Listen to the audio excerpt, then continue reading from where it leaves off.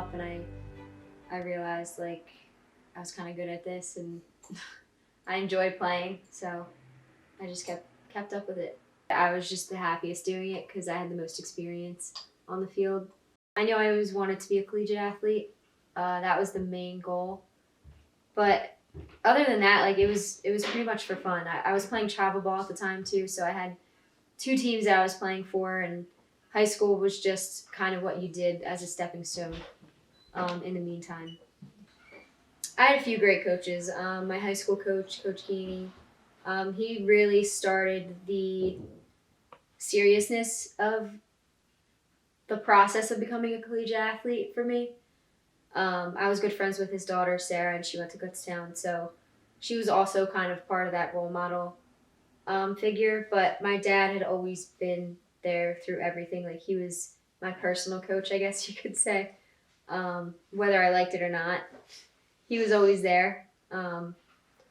It was a lot of money to do travel softball, because we would go all around the country. Like, we would go to California, Texas, all these places that required flights and hotels and things like that. So my parents definitely worked a lot harder to be able to put me through that.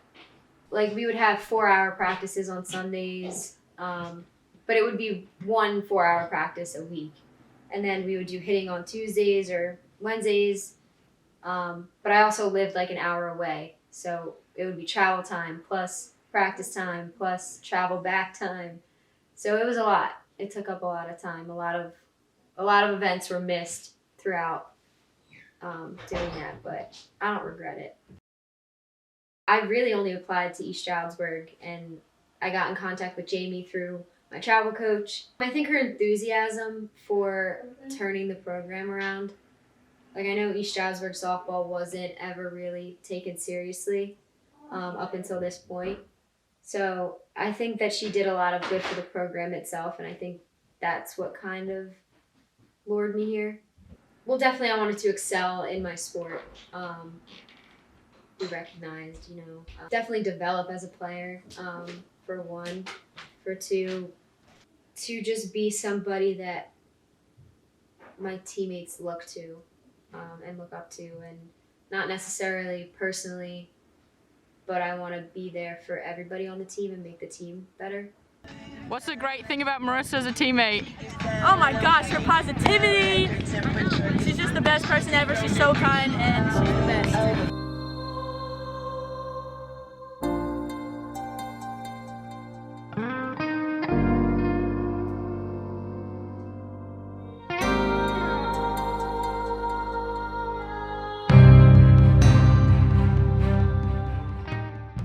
I subluxed my shoulder, so it dislocated and relocated my right shoulder. As I was diving back to the bag, it kind of just popped. From that point, I had played, I think like 11 games, 10 games or something. So I was able to redshirt and keep that eligibility for that year. But it meant that my season was over. And then after I got off the field and realized the extent of it, I was pretty devastated, because going into that season, I was ready, I was prepared, I was doing well. So for that to be cut short was terrible. I didn't have surgery, so I just went and did rehab. I got an MRI, nothing was torn. So they just said to rehab it, and that was that. I rehabbed for like 3 months during that process throughout school. And it was pretty good by the end of that. So I'd be able to jump back in. My main goal was to keep my shoulder healthy. I didn't really think about any other part of my body. But yeah, and just to kind of pick up where I left off. I didn't want to let my injury kind of dictate what would happen fear-wise, I just wanted to play as hard as I played before, but still team.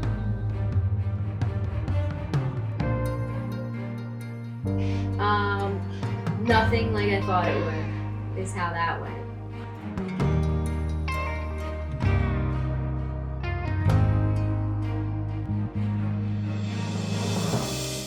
we were playing Shippensburg.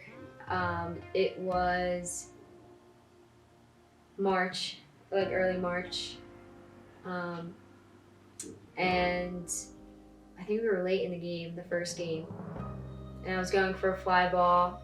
I jumped up and I landed on my right leg, and I just felt a pop. And I just fell, and I was holding my knee, and that was it.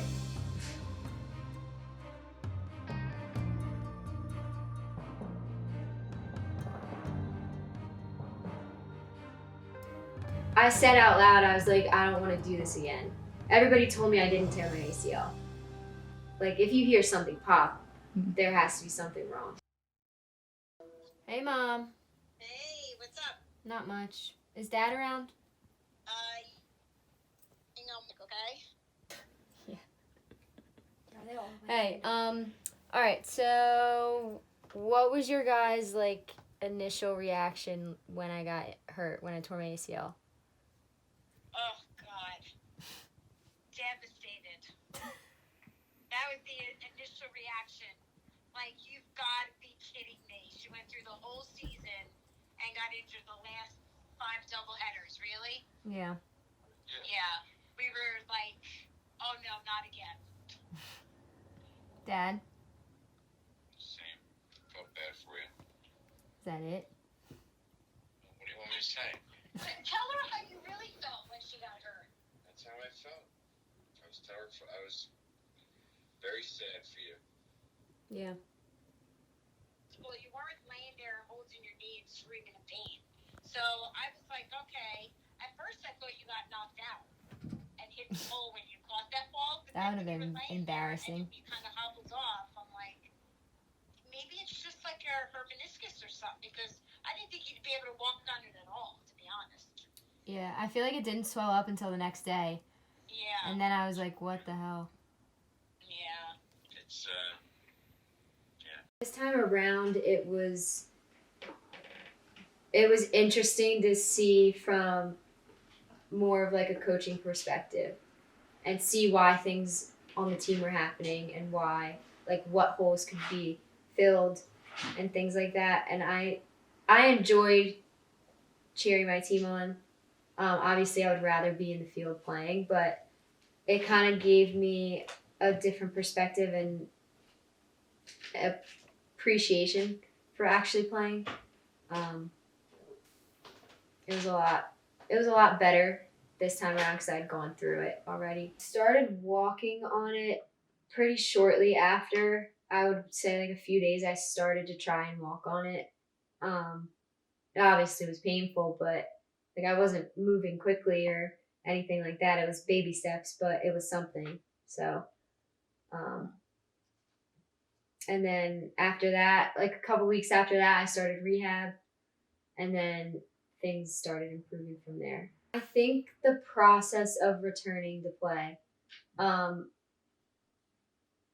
like working out, I was working out like 3 times a day at this point. Like coming back in the fall, I would go to lift, then I would go to rehab, and then I would go do other things at practice. So that process kind of helped me see the light at the end of the tunnel, I want to say, and see the finish line because I felt myself progressing.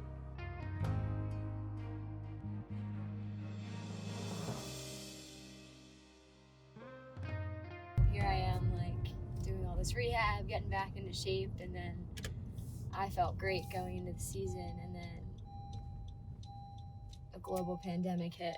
Scientists always warn us about some new weird death virus, and we were like, what's the plan? They're like, wash your hands. So we were actually on the way home from South Carolina, and we heard this news of like Westchester canceling their season, everything like that, and we were starting to get a little bit worried about it, but we still didn't think it was like this big thing. And then as soon as we got back, we were told that next day at practice, which was one of the worst practices we've ever had, by far. It was, again, like one of those moments where I just felt like punched in the gut, kind of.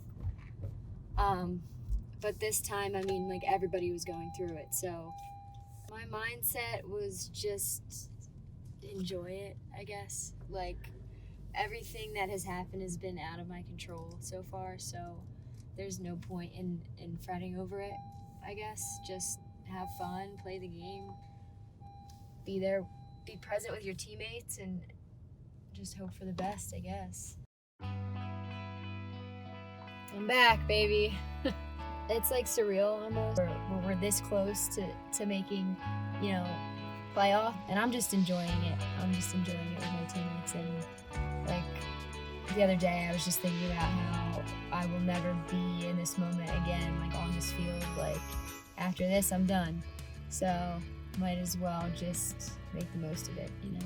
I don't know that I would change a thing because like some of these moments have led me to where I am now, and like things that you just can't change, things that are out of your control, and I think it helped me become a better person, helped me like get over things quicker and just realize that not everything is gonna last, so you just gotta make the most of it.